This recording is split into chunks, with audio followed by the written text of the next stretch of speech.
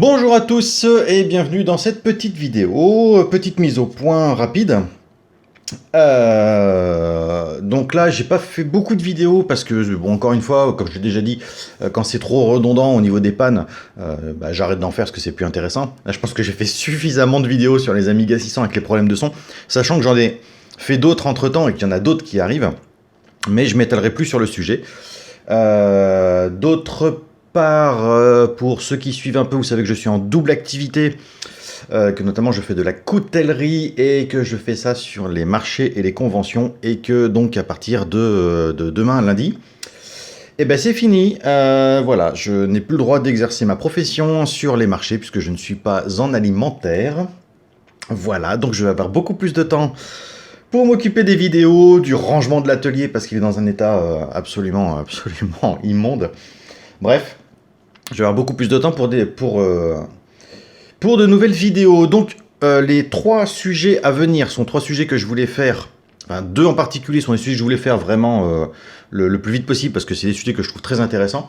Et le troisième, c'est simplement parce que on me l'a beaucoup demandé, à la fois dans les commentaires, à la fois dans les conventions. Donc on va commencer par celui-ci, ce sera comment neutraliser et nettoyer les traces d'acide sur les cartes mères. Alors, à chaque fois je le survole un petit peu sur les vidéos, mais là on va voir en temps réel.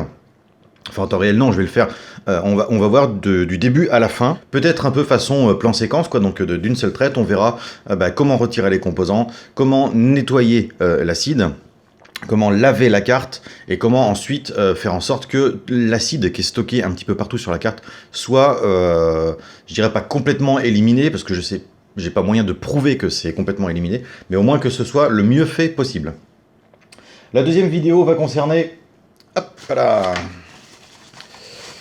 les Gotek. Alors, pourquoi est-ce que j'ai mis tant de temps, sachant que j'ai déjà des Gotek?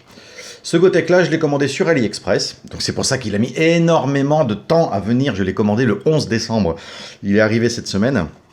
Donc ce sont des Gotek qui sont absolument vierges. Voilà, il y a tout à faire. Il va falloir souder les pics pour pouvoir le connecter à un ordinateur, pour pouvoir faire la mise à jour en flash floppy. Donc on va pouvoir voir tout de A à Z. Je vais vous faire un tuto où on partira vraiment d'un Gotek que vous achetez en Chine, et on va voir donc comment fixer les picots, quel logiciel utiliser pour le flasher, comment le placer en flash floppy, et comment créer une clé USB avec les jeux dessus. Donc je ferai vraiment un tuto de A à Z pour l'installation d'un Gotek sur un Amiga. Chose qui m'a été aussi demandée pas mal de fois. Et la troisième, alors là je l'attends depuis encore plus longtemps. Voilà une souris tank, vous savez tout à fait ce que c'est. C'est une des souris les plus emblématiques de l'Amiga. D'ailleurs pour moi c'est la plus emblématique. Et qui fonctionne donc à boule.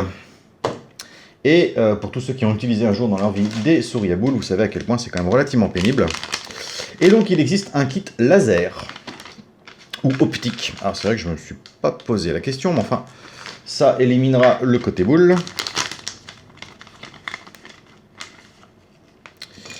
Il est tout frais arrivé de chez Micromiga.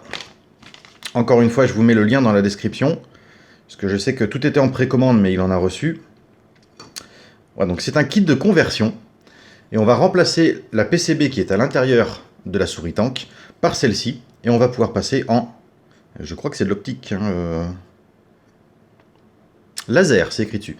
Donc c'est la conversion laser pour la souris tank. Ce qui fait qu'on peut garder le côté esthétique vintage, mais à l'intérieur, on passe carrément dans un système complètement moderne. L'avantage aussi, c'est que si votre souris est usée, vous remplacez par ce système-là. Donc plus de problème de boules, plus de problème de petits rouleaux, qu'on verra aussi dans le démontage. Je vous expliquerai pourquoi des fois les souris rendent l'âme et ne sont plus réparables. Et en même temps, on a deux switches neufs. Ce qui fait qu'on repart sur une souris qui est quasiment neuve, et surtout qui fonctionnera sur toutes les surfaces sans jamais s'encrasser. Voilà, fin de cette vidéo. Toutes les autres arriveront prochainement, j'aurai largement le temps de les monter. Donc je vous remercie d'avoir regardé cette vidéo, et je vous dis à très bientôt.